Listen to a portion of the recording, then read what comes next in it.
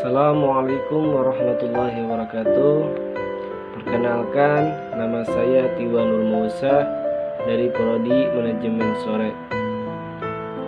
Alhamdulillah, atas izin Allah saya bisa menyelesaikan tugas ujian akhir semester untuk memenuhi perkuliahan semester 1 yang diampu oleh dosen Ibu Irvia Eriza MPD dengan materi anuitas. Ya, mari kita bahas pengertian anuitas. Anuitas adalah suatu cicilan, pembayaran ataupun penerimaan yang nilainya tetap yang bila dibayar ataupun diterima dalam kurun waktu tertentu. Anuitas ditunjukkan untuk mempermudah nasabah dalam membayar jumlah angsuran tiap periode karena besar pembayaran tetap. Umumnya anuitas dimanfaatkan dalam perhitungan bunga atas pinjaman dan bunga atas investasi jangka panjang. Secara lebih luas, istilah anuitas juga digunakan dalam produk asuransi. Dalam dunia asuransi dapat dipahami sebagai manfaat pensiun yang dibayarkan setiap bulan. Anuitas adalah kontrak antara karyawan dan perusahaan asuransi di mana setiap karyawan membuat angsuran yang berbeda dan sebagai imbalannya menerima pembayaran secara teratur setelah jangka waktu yang ditentukan berakhir. Sementara itu, di dunia investasi, anuitas digunakan untuk perencanaan keuangan masa depan untuk memberikan aliran pendapatan yang stabil selama masa pensiun. Dana tersebut akan dibayarkan secara berkala oleh karyawan selama mereka masih bekerja dan jumlah pasti akan meningkat setiap tahun hingga pensiun. Dalam dunia perbankan, anuitas digunakan untuk menghitung besarnya bunga atau investasi. Tujuannya adalah untuk memudahkan nasabah membayar dan mendapatkan jumlah pengambilan investasi mereka. Jenis dan contoh anuitas. Angsuran kredit atau pinjaman biasanya ditentukan pada waktu yang sama setiap bulannya selama waktu kredit, sehingga bisa pada awal ataupun akhir periode. Hal yang sama berlaku untuk menerima imbal hasil investasi dengan memperhatikan syarat-syarat tersebut dilihat dari jangka waktu pembayarannya. Anuitas dapat dibagi menjadi 4 jenis, diantaranya seperti yang poin 1, anuitas biasa. Anuitas biasa adalah jenis anuitas di mana pembayaran atau penerimaan berkala untuk periode tertentu terjadi pada akhir periode. Misalnya, pembayaran hipotek di mana pembayaran dan penerimaan hipotek dibayar ataupun didapatkan saat berakhir periode. Nah, yang kedua, anuitas jatuh tempo atau due annuity. Anuitas jatuh tempo atau due annuity adalah jenis anuitas di mana pembayaran atau penerimaan dilakukan secara berkala untuk jangka waktu tertentu yang terjadi pada awal periode. Contohnya, paling umum dari anuitas jatuh tempo adalah produk asuransi. Produk asuransi. Saat menggunakan produk asuransi, itu harus membayar prime sebelum dapat mengklaim dari produk asuransi yang kita gunakan. Selain asuransi, produk dengan anuitas jatuh tempo adalah perjanjian sewa atau rental dan lain sebagainya.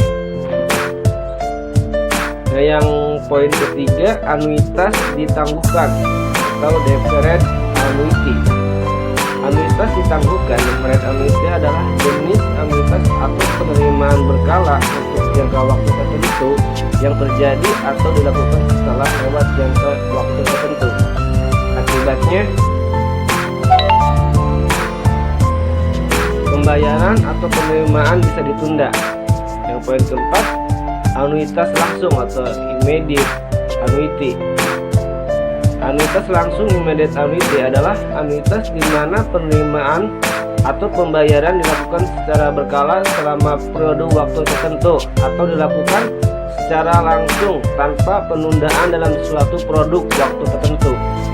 Salah satunya contoh anuitas langsung adalah ketika Anda membeli mobil dengan secara kredit, karena pembayaran dan penerimaannya tetap Anda bisa melakukan tanpa ada penundaan produk. Di sini ada rumus perhitungan yang dilakukan dalam menghitungkan suku bunga anuitas adalah sebagai berikut. Anuitas sama dengan SPX 1X dalam kurung 30 per 360. Keterangannya, SP itu saldo pokok pinjaman bulan sebelumnya. I, suku bunga per tahun. 30 itu jumlah hari dalam sebulan, 360 jumlah hari dalam setahun.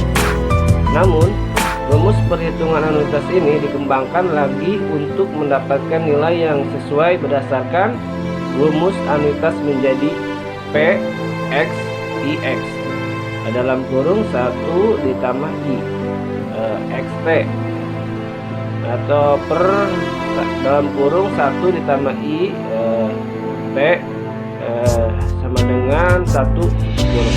Karenanya P adalah pokok pinjaman, I adalah suku bunga, T adalah periode kredit. Contoh atau simulasinya supaya semakin jelas mengenai perhitungan mengenai anuitas. Yuk perhatikan simulasi atau contoh berikut ini.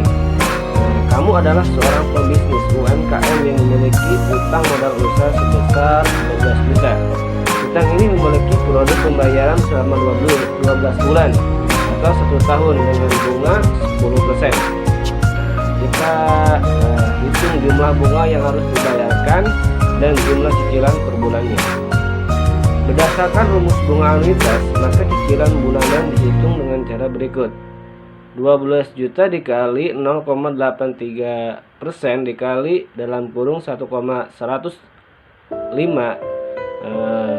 per 0,105 tutup kurung, jadinya Rp 1054.991. Nah, maka untuk perhitungan bunganya kamu bisa lihat di tabel di bawah ini.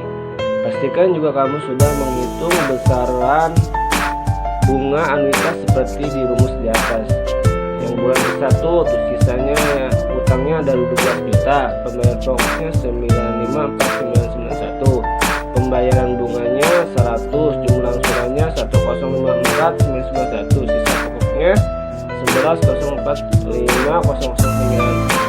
Nah, jadi semua total rumus di tabel ini yaitu 12 juta pembayaran pokoknya, pembayaran bunganya 65988, jumlah angsurannya 12.69588. Nah, kelebihan dan kekurangan bunga anuitas. Kelebihan penerapan bunga modifikasi ini adalah angsuran bulanan yang dibayarkan tetap, sehingga tidak mempengaruhi arus kas kita. Bunga dihitung secara jelas, yaitu dari sisa pokok yang belum dibayar, tidak merepotkan bagi pinjaman yang harus terus menghitung sisa pokok pinjaman seperti dalam pinjaman dengan bunga efektif. Kekurangannya, penerapan bunga modifikasi ini adalah perhitungan rumit karena lebih sulit dihitung manual, sehingga disarankan menggunakan software. Nah, meski jumlah cicilan sama setiap bulan kita bayarkan atau dilunasi, lebih dulu adalah bunga pinjaman, sehingga pokok pinjaman yang dibayarkan semakin besar hingga akhir masa pengembalian pinjaman. Alhamdulillah, partisipasi yang saya sampaikan semoga bermanfaat bagi teman-teman, terutama untuk diri saya sendiri. Sekian dan terima kasih. Wabillahi taufiq wal hidayah. Assalamualaikum warahmatullahi wabarakatuh.